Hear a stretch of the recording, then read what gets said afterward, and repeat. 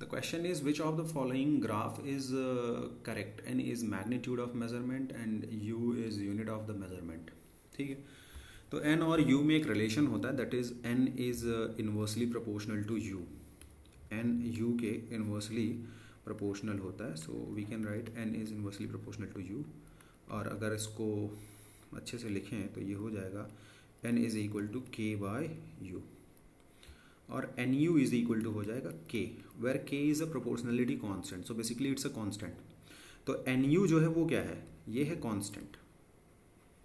ठीक है, इसका मतलब ये है कि अगर हम n को इंक्रीज करेंगे तो u छोटा होना चाहिए, और अगर हम u को इंक्रीज करते हैं तो n छोटा हो जाना चाहिए. फॉर एग्जांपल जैसे कि हमारे पास है 1000 मीटर, और इस 1000 मीटर को अगर हम बिगर यूनिट में लिखें तो इसको लिखा जाएगा 1 किलोमीटर. तो यूनिट को हमने इंक्रीज़ किया, n हमारा छोटा हो गया. ठीक है, यहाँ n बड़ा था 1000 था, लेकिन u हमारा थोड़ा उससे छोटा था किलोमीटर के कंपैरिजन में. बट ये दोनों आपस में कैसे हैं, दोनों आपस में कांस्टेंट हैं. अगर हम यूनिट को चेंज करते हैं तो n भी चेंज होता है, बट nu हमेशा कांस्टेंट होता है. ठीक है, और n इन्वर्सली प्रोपोर्शनल होता है. तो ये जो पहला ग्राफ है इन दिस केस, यहाँ देखो ये n के एकदम पास है, इसका मतलब u की वैल्यू यहाँ बहुत कम है. लेकिन जैसे जैसे n कम हो रहा है वैसे वैसे u इंक्रीज़ होता जा रहा है. ठीक है, और जब u को इंक्रीज़ करा तो n बहुत कम हो गया है. n इतना सा रह गया, सिर्फ पहले इतना था, अब n इतना सा रह गया. तो n को जब हमने इंक्रीज़ करा था तब u कम था, और जब u इंक्रीज़ हो रहा है धीरे धीरे तो वो n कम होता जा रहा है.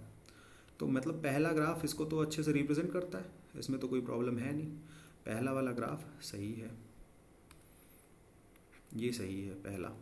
दूसरा, इसमें एक चीज़ मिसिंग है, वो ये है कि ये जो वर्टिकल एक्सिस है ये है k कांस्टेंट, और इसमें ये जो लाइन है ये लाइन है NU.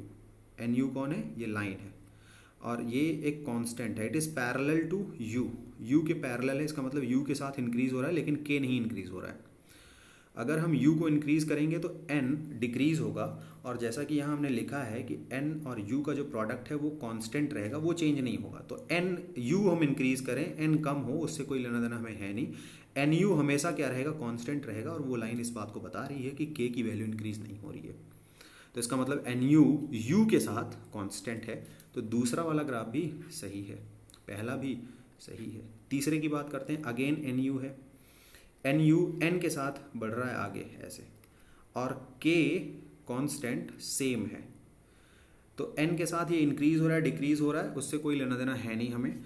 k हमारा कांस्टेंट हर जगह के लिए, हर वैल्यू ऑफ n के लिए क्या है, कांस्टेंट है. सो दैट मीन्स ये ग्राफ भी क्या है, ट्रू है, NU कांस्टेंट. ओके, तो तीनों सही हैं. So that's why all of these are right.